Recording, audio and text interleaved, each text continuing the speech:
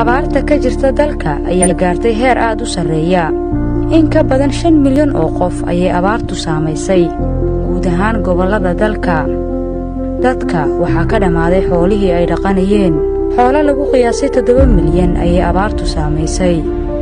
Dadku waxayna bilaabeen inay u hayaamaan tuulooyinka iyo magaalooyinka waaweyn iyaga oo ka barakacaya deegaanadoodii.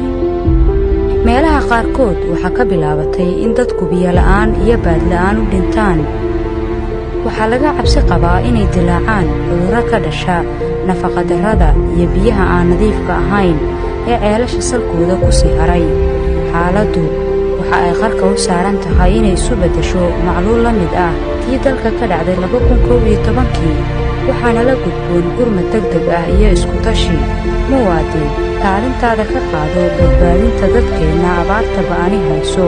aanu u gurmanno dadkeenna oo badbaadinno naftooda. ka qayb qaado gurmadka abaaraha. naf badbaadi.